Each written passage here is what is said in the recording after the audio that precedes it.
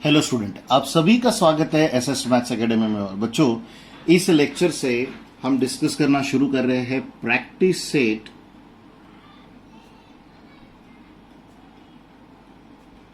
Set number 5.4।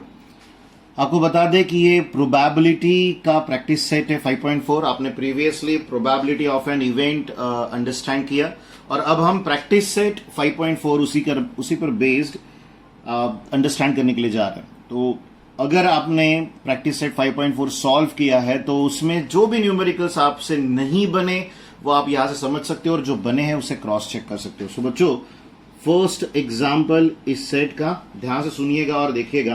Question में बोला गया है if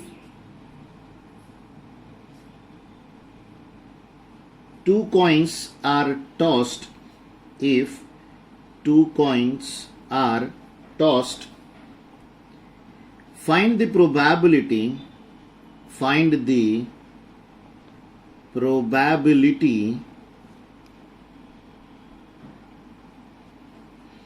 of the following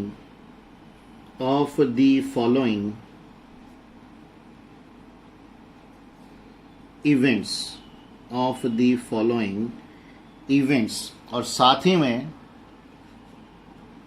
events आपको दिए गए हैं। फर्स्ट,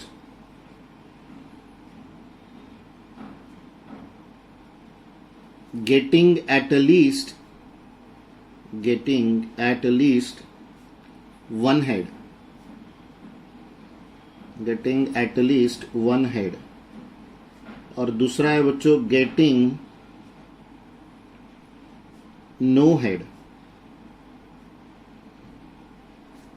तो बच्चों, प्रॉपरली इस न्यूमेरिकल के सॉल्यूशन की तरफ ध्यान दीजिएगा।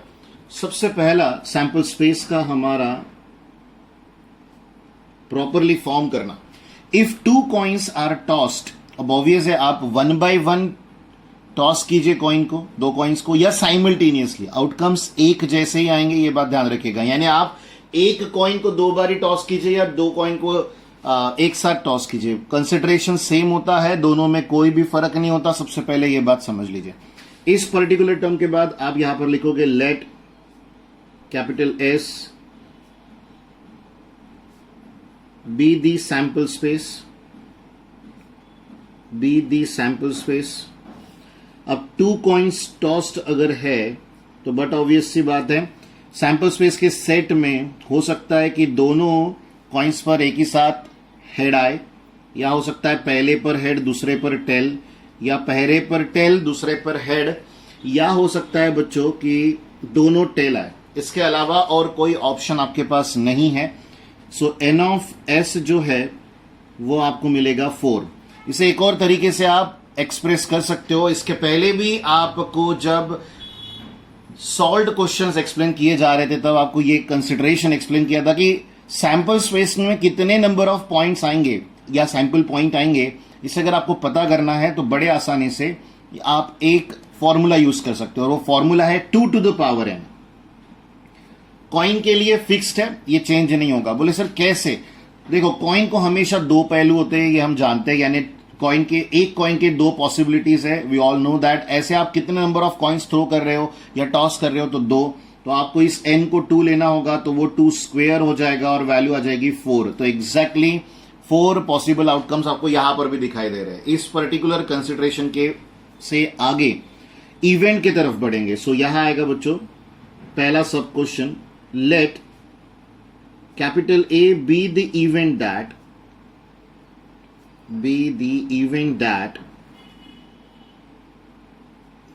getting at least one head। So capital A में ध्यान से सुनिए और समझिए। कैपिटल ए में एट लीस्ट 1 हेड का कंसिडरेशन है बच्चों, तो कम से कम एक बार हेड आना चाहिए, चाहे वो पहले कॉइन पे हो या दूसरे कॉइन पे हो, वो मैटर नहीं करता। सीक्वेंस यहां पर सीक्वेंस के बारे में उन्होंने कोई भी कंडीशन नहीं दी है। सो एटलीस्ट 1 हेड का मतलब है कम से कम एक बार तो हेड आना चाहिए, उससे ज्यादा बार भी आएगा तो भी चलेगा। तो बच्चों ऐसे 3 ऑप्शन है आपके पास। सो एच टी और TH ये ऑप्शंस है। सो n ऑफ A जो है उसकी वैल्यू आ गई बच्चों 3, but we need a probability of this event. Probability आपको अच्छे से पता होनी चाहिए इवेंट्स की कैसे बनाते हैं। आपने प्रीवियस लेक्चर देखा होगा बच्चों, तो आप अंडरस्टैंड करके होंगे। So P of A is equals to n of A upon n of S is equals to n of A 3 है बच्चों और n ऑफ S है 4, और यही आपके probability of getting at least one head का आंसर है, जो कि 3/4 है। आई होप आप सभी प्रॉपरली इसे अंडरस्टैंड कर पाए। इसके बाद बढ़ते हैं आगे और डिस्कस करते हैं सेकेंड इवेंट को, जहां पर बोला गया गेटिंग नो हेड। सो यहां हम लिखेंगे let capital B be the event that getting no head, यानी कॉइन दोनों टॉस करने के बाद हमें हेड नहीं मिलना चाहिए। तो सैंपल स्पेस को ध्यान से देखो, यहां पर दोनों हेड है, यहां एक हेड है, यहां पर भी एक हेड है, और ये वो ऑप्शन है जहां पर एक भी बार ए हेड नहीं है, यानी आपका TT वह ऑप्शन रहेगा जहां पर आप no head, getting no head आप जस्टिफाई कर सकते हो। सो सेट बी में सिर्फ और सिर्फ 4 में से TT ये ऑप्शन आएगा, जिसमें आप n ऑफ B को 1 लिखोगे बच्चों। सो यहां पर आ जाएगा P of B is equals to n of B by n of S। So यहां आ जाएगा 1/4। So probability of getting no head या वैल्यू है 1/4। आई होप आपने बहुत अच्छे से प्रोबेबिलिटी की डेफिनेशन अंडरस्टैंड की, जहां पर हम हमेशा फ्रैक्शन टर्म लिखते हैं या तो परसेंटेज टर्म लिखते हैं, या उसे आप रेशियो भी कह सकते हो, जहां पर हम नंबर ऑफ क्या लिखते हैं, sample points of expected event, और अपॉन लिखते हैं total number of sample point in sample space. तो यही हमारा फॉर्मूला होता है जहां पर हमने n ऑफ A और n ऑफ B की प्रोबेबिलिटी को यूज करते हुए इवैल्यूएट किया। आई होप आपने बहुत अच्छे से क्वेश्चन नंबर 2 जो प्रीवियस लेक्चर्स में हुआ है उसे अंडरस्टैंड किया, और ये क्वेश्चन नंबर 1 है बच्चों प्रैक्टिस सेट 5.4 का, जो अगेन कॉइन पर डिपेंडेंट है। चलिए इस न्यूमेरिकल के डिस्कशन के बाद आगे बढ़ते हैं और देखते हैं नेक्स्ट न्यूमेरिकल। इन क्वेश्चंस को बहुत अच्छे से प्रैक्टिकल अप्रोच रखते हुए समझिएगा बच्चों। जब तक आप इन न्यूमेरिकल्स में प्रैक्टिकल अप्रोच नहीं रखोगे तब तक कोई बात नहीं बनेगी, उल्टा आप न्यूमेरिकल क्रैक ही नहीं कर पाओगे। तो आपको कॉइन्स जो भी एक्सपेरिमेंट दिया जाता है, चाहे कॉइन्स का हो या डाई का हो या प्लेइंग कार्ड्स का हो, ध्यान रखें पहले सोचो कि कितनी पॉसिबिलिटीज हो सकती है, क्या वो वहां पर लिखी जाएगी, या कंफ्यूजन हो रहा हो तो एक और ऑप्शन है आपके पास। सभी लेक्चर्स को प्रॉपरली देखो, हर टाइप के न्यूमेरिकल को यहां एक्सप्लेन किया गया है, वो इलस्ट्रेशन अगर आप समझ गए तो भी आप न्यूमेरिकल सॉल्व कर सकते हो। सो क्वेश्चन नंबर 2 ध्यान से सुनिए और समझिए, ये थोड़ा बड़ा है बच्चों। तो यहां बोला गया है कि if 2 dice are rolled, if 2 dice are rolled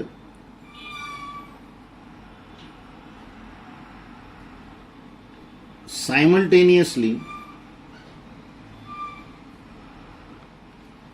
find the probability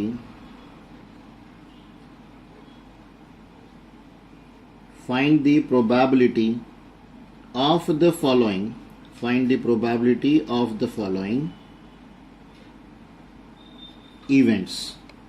अब किस तरह के इवेंट्स दिए हैं उसकी तरफ भी ध्यान दो, पर सबसे पहला 2 डायस आर रोल्ड साइमल्टेनियसली।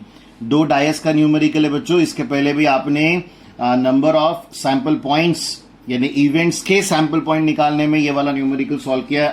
आज उसके हम प्रोबेबिलिटी इवैल्यूएट करने जा रहे हैं। सो फर्स्ट इवेंट हमें दिया गया है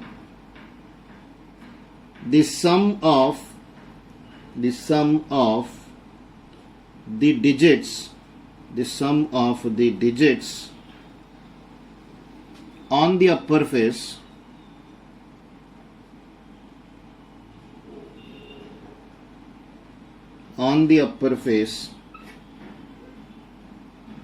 is at least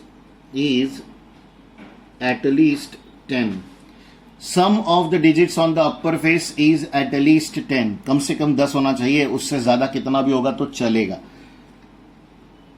इसके बाद number 2 the sum of the digits, the sum of the digits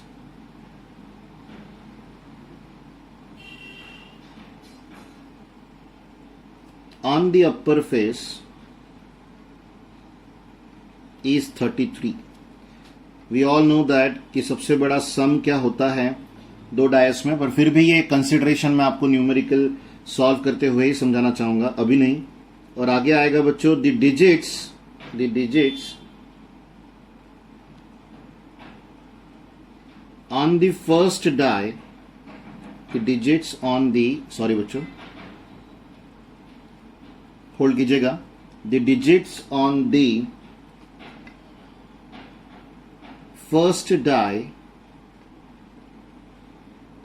is greater than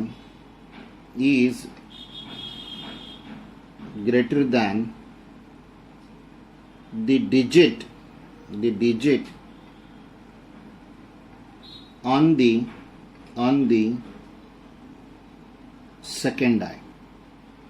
properly यहां पर अंडरस्टैंड कर लीजिए, यहां ग्रेटर देन हमें जो है वो अपर फेस वैल्यू 33 चाहिए, यहां पर एटलीस्ट 10 होना चाहिए, और यहां पर पहले डाई पे जो भी नंबर आ रहा है उससे बड़ा नंबर होना चाहिए सेकेंड डाई पर। तो वो कंसिडरेशन कैसे करेंगे वो आपको मैं एक्सप्लेन करता हूं। तो चलिए सबसे पहले इस एक्सपेरिमेंट को परफॉर्म करते, क्योंकि एक्सपेरिमेंट परफॉर्म करने से हमें क्या मिलता है, sample space.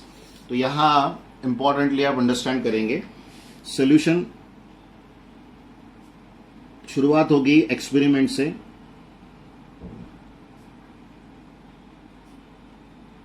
In throne of two dice simultaneously,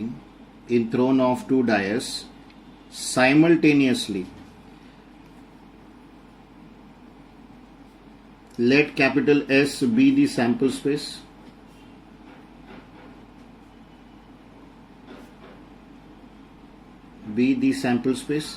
so therefore capital S is equals to, मैं आपको समझा दूं कि यहां जब आप दो डाई को रोल करोगे, आई होप आप सभी को पासा याद है जो हम स्नेक एंड लैडर में यूज करते हैं, वो एक क्यूब होता है। एक क्यूब को 6 फेस होते हैं बच्चों, ये पॉइंट ध्यान से सुनिएगा और समझिएगा।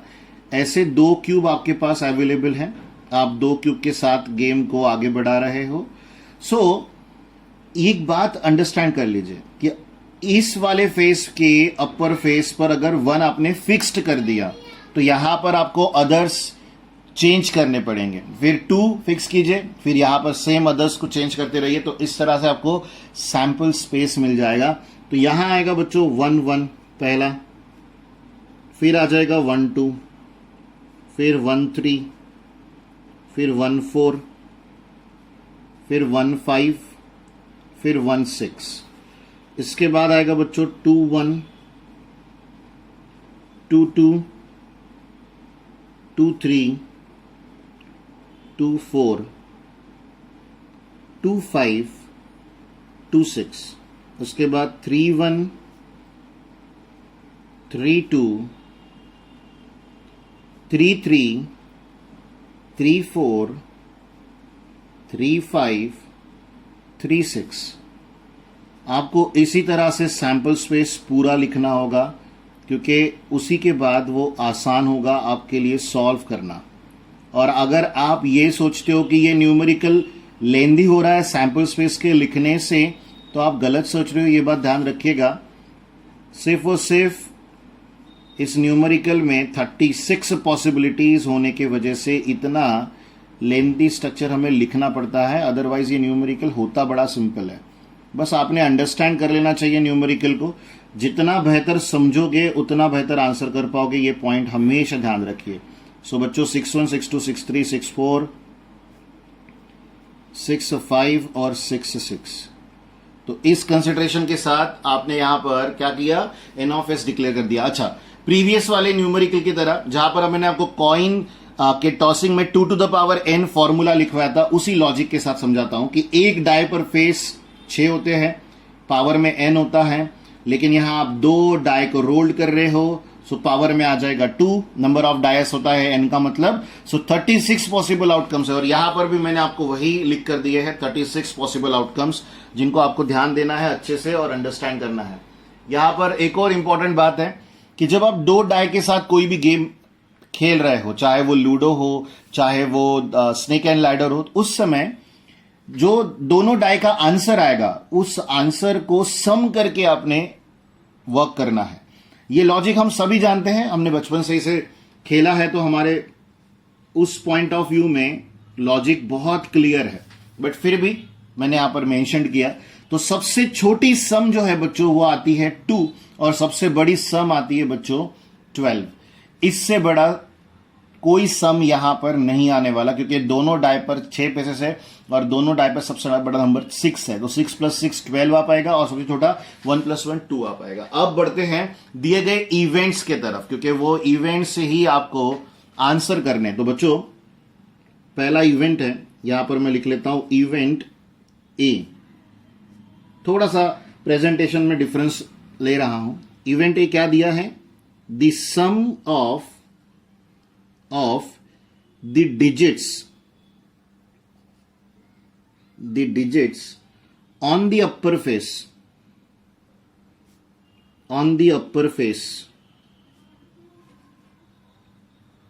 upper faces, क्योंकि 2 डाई है, is at least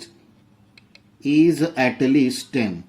एक और पॉइंट एक्सप्लेन करूंगा, ये sum of the digits on the upper face क्या होता है। यहां पर हो सकता है कुछ बच्चों को कंफ्यूजन हो, तो मैं वो एक्सप्लेनेशन दे दूं कि बच्चों जो आप डाई रोल करते हो और डालते हो, तो उसके बाद आप आंसर किसे मानते हो। जब डाई गोल घूमना रुक जाता है, तो जो अपर फेस आता है ना, जो सबसे ऊपर आता है, उस फेस को उस एक्सपेरिमेंट का आंसर माना जाता है। तो ये उसी बारे में है। उन्होंने कहा the sum of the digits on the upper faces is at least 10, कम से कम 10 होना चाहिए। तो देखो मैं आपको एक्सप्लेन कर दूं, 10 ये एडिशन यहां दिखाई दे रही है आपको, इनकी 10 कम से कम होना चाहिए, उससे बड़ा होगा तो भी चलेगा। तो ये 6 पॉसिबिलिटीज है सैंपल स्पेस में से जो हम इस इवेंट के सेट में लिख पाएंगे। इसके अलावा कोई नहीं, क्योंकि कहीं पर भी अगर आप सम करते हो तो आपको सम 10 से कम मिलेगी। ये 9 की लाइन है, डायगोनली बोल रहा हूं, ये 8, ये 7, ये 6, 5, 4, 3, 2, 1 सॉरी 1 नहीं आएगा, 2 आएगा सबसे छोटा। सो यहां पर पहला सेट है जो 10 को सेटिस्फाई करता है, वो है 6 4 5 5 4 6। एटलीस्ट 10 बोला, सिर्फ 10 नहीं बोला, इसका मतलब हमें 11 भी लिखना पड़ेगा। तो यहां 6 5 हो गया बच्चों, और 6 6 भी हो गया, और 5 6 भी हो गया। तो हमने ए का सेट यहां पर फॉर्म कर लिया। सो एन ऑफ ए निकालना हमारे लिए अब कोई बड़ी बात नहीं है, इन्हें गिन लीजिए, तो ये हो जाएगा बच्चों 6। फाइनली आपको probability of getting the sum of the digits on the upper faces at least 10 मिल जाएगा। P of A is equals to N of A upon N of S, formula आएगा बच्चों। एन ऑफ ए की वैल्यू 6 है हमारे पास, N of S जो है वो 36 है, वैल्यू रिड्यूस होगी। सो 1/6 is the answer. I hope कि आप ये न्यूमेरिकल बना पाओ, और अगर नहीं तो मैं आपको एक्सप्लेन कर ही रहा हूं, बट ध्यान रखिएगा कि सर ने क्या बताया है, और उसे किसी भी सिचुएशन में, क्योंकि sum of the digits on the upper face is at least 10, ये एटलीस्ट 10 ये फिक्स्ड नहीं है, क्योंकि आपको पास अदर भी सम अवेलेबल है, आपको सवाल कुछ भी किया जा सकता है। इसलिए एटलीस्ट 10 में सर ने क्या सोचा, उस सोच को पकड़ो, न्यूमेरिकल सॉल्व करना खुद में खुद आ जाएगा आपको। चलिए इवेंट बी की तरफ बढ़ते हैं। सो इवेंट बी में क्या है, यहां हम लिखेंगे event B, the sum of the digits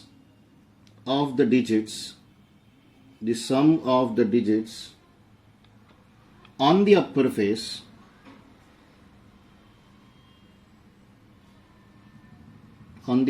faces is 33। we all know, मुझे आपको सेट दिखाने की भी जरूरत नहीं है, मैंने आपको समझाया था कि 6 6 12 ये सबसे बड़ी सम होगी बच्चों, तो 33 की तो बात ही नहीं आती। तो यहां पर बी का सेट ब्लैंक आएगा, जिसे आप नल सेट 5 से भी डिनोट कर सकते हो। एन ऑफ बी की वैल्यू 0 आ जाएगी बच्चों, और प्रोबेबिलिटी ऑफ अगर बी आप बनाते हो तो बट ऑब्वियस सी बात है n of B upon N of S आप लिखोगे, जहां पर आप 0/36 लिखोगे और आंसर आ जाएगा 0। तो ये बड़ा इंपॉर्टेंट सा स्ट्रक्चर है जिसे आपने अंडरस्टैंड करना चाहिए, क्योंकि बच्चा 36 पॉसिबल आउटकम्स देखकर 33 जब आता है तो उसे लगता है कि अच्छा ऐसा बोला गया है कि 36 में से 33 आउटकम्स यहां लिखने हैं। नहीं, वो आपको गोल घुमाने के लिए सोच रहे हैं, लेकिन हम घूमेंगे नहीं, क्योंकि हमें सम पूछा गया। दोनों डाई के अपर फेसेस जो आएंगे उसकी सम 33 आनी चाहिए, पर बेटा 66 सबसे बड़े दो नंबर्स है जो आपको दोनों डाइस पर मिलेंगे और उनका सम 12 आता है। 33 आना डाई वाले इस एक्सपेरिमेंट में पॉसिबल ही नहीं है। चलिए, इसमें लास्ट इवेंट है जो हमें मेंशन किया गया है, क्वेश्चन नंबर, सब क्वेश्चन है, ये 3rd है बच्चों। सो यहां पर तीसरा इवेंट सी इंट्रोड्यूस होगा। So event C, the digit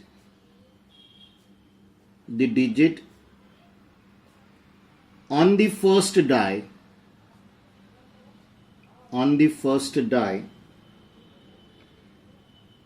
is greater than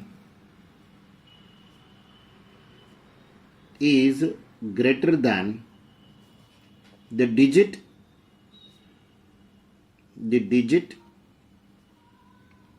on second die। इस क्वेश्चन जो इवेंट हमें दिया गया है, सॉरी क्वेश्चन नहीं, जो इवेंट दिया गया है उसे अंडरस्टैंड करो। Digit on the first die is greater than digit on the second die. तो यहां पर सी के इस सेट में आपने अगर यहां पर 1 लिखा, फर्स्ट डाई पर अगर 1 लिखा तो क्या 0 अवेलेबल है? जवाब है नहीं। आपको ऐसे आउटकम्स ट्रेस करने होंगे जहां पर पहला डिजिट क्या है बच्चों? बड़ा है दूसरे से। तो मैं आपको टिक करके दे रहा हूं, ध्यान से सुनिए और समझिए। यहां पर 1 के साथ 1 2 3 4 5 एक भी नहीं आएगा, क्योंकि पहला बड़ा होना चाहिए, दूसरा नहीं। यहां पर 1 से ये छोड़ दीजिए, इक्वल है, इसको तो छोड़ दीजिए, पर यहां पर हर कोई बड़ा है। सेकेंड डाई पे बड़ा नंबर है यहां, तो निग्लेक्ट। 2 1 नहीं हो सकता, सॉरी 2 1 होगा क्योंकि पहला बड़ा है। 2 2 इक्वल है, इसके बाद सारे के सारे ये बड़े हैं। पहले डिजिट से दूसरे सेकेंड डाई का जो ऑप्शन है उसमें बड़े डिजिट्स दिखाई दे रहे हैं। यहां पर 3 बड़ा है 1 से, या 3 बड़ा है 2 से, इसके बाद निग्लेक्ट। या 4 बड़ा है 1 से, 4 बड़ा है 2 से, 4 बड़ा है 3 से, ये इक्वल के बाद निग्लेक्ट। 5 बड़ा है 1 से, 5 बड़ा है 2 से, 5 बड़ा है 3 से, 5 बड़ा है 4 से, इसके बाद इक्वल छोड़ दीजिए। 6 बड़ा है 1 2 3 4 5 से, या इक्वल है, इक्वल की बात ही नहीं की उन्होंने, इसलिए उसे लिखेंगे भी नहीं हम। सो 2 1 3 1 3 2 4 1 4 2 4 3 5 1 5 2 5 3 5 4 6 1 6 2 6 3 6 4 6 5, ये सभी पॉसिबिलिटीज या सभी आउटकम्स या सभी सैंपल पॉइंट ये सी को सेटिस्फाई कर रहे हैं। तो हम यहां से लिखना शुरू करेंगे। 2 1 3 1 3 2 4 1 4 2 4 3 5 1 5 2 5 3 5 4 5 5 नहीं ले सकते, सो 6 1 6 2 6 3 6 4 6 5। तो ये सारे ऑप्शंस होके एक बार गिन भी लेते हैं। 1 2 3 4 5 6 7 8 9 10 10 और 5 15। तो यहां पर 1 2 3 4 5 6 6 6 12 और 3 15। तो हमने एन ऑफ सी इवेल्युएट कर लिया बच्चों, विच इज 15। और हमें क्या चाहिए? प्रोबेबिलिटी इसी इवेंट की। So P of C evaluate करने के लिए आपने n of C upon N of S करना चाहिए, यानी आपने 15/36 करना चाहिए। और ये रिड्यूसेबल है बच्चों 3 से। 15/36 3 से रिड्यूसेबल है, तो 5/12 आंसर देगा। और ये है इवेंट सी का आंसर, प्रोबेबिलिटी। आई होप आप सभी इस न्यूमेरिकल को अंडरस्टैंड कर पाए। ये न्यूमेरिकल बड़ा है, क्यों? क्योंकि हमें सैंपल पॉइंट में 36 पॉसिबल आउटकम्स मिले, और जब पर्टिकुलर इवेंट्स के लिए भी हमने वर्क किया तो वहां पर भी हमें थोड़ा बड़ा टर्म मिला और जिसे सॉल्व करने में हमें लिखना ज्यादा पड़ता है। लॉजिकली ऑब्वियस है, प्रोबेबिलिटी है तो पॉसिबिलिटीज को ट्रेस करना, क्योंकि अगर आप उस तरह की सोच नहीं बना पाए तो न्यूमेरिकल आपके लिए डिफिकल्ट हो सकता है बच्चों। तो धीरे धीरे ही सही बट प्रॉपरली अंडरस्टैंड कीजिए ताकि आप एग्जामिनेशन में किसी भी प्रोबेबिलिटी के न्यूमेरिकल को बड़े आसानी से आंसर कर पाओ, क्योंकि कोई रेस्ट्रिक्शन नहीं है। देखिए मैं आपको बताता हूं, यहां पर आपके पास 36 पॉसिबल आउटकम्स है। ये 2 है, ये 3 है, ये 4 है, ये भी 4 है, ये भी 4 है। तो आपके पास जैसे यहां पर sum of the digits on the upper face at least 10 ऐसा सवाल आ गया, हो सकता है एटमोस्ट 2 बोल दे, ये भी हो सकता है। तो बहुत सारे डिफरेंट टर्म्स आपके पास बनते हैं, यानी न्यूमेरिकल बैठे बैठे आप भी बना सकते हो। इसके लिए ही मैं कहता हूं कि प्रोबेबिलिटी एक वास्ट कंसेप्ट होता है जहां पर न्यूमेरिकल बैठे बैठे हमारे टीचर्स बना लेते हैं, इसलिए हमें बुक के as it is questions examination में दिखाई नहीं देते। इसलिए कंसेप्ट के ऊपर काम करो, ना कि न्यूमेरिकल्स के ऊपर। बाय बाय बच्चों, आपसे मुलाकात होगी नेक्स्ट लेक्चर में प्रैक्टिस सेट 5.4 के आगे के न्यूमेरिकल के साथ। बट तब तक अंडरस्टैंडिंग बढ़ाते रहिए इन न्यूमेरिकल्स के लिए, क्योंकि ये प्रोबेबिलिटी है, ये यहां पर ही नहीं तो फ्यूचरिस्टिकली भी आपके काम का है। Bye bye.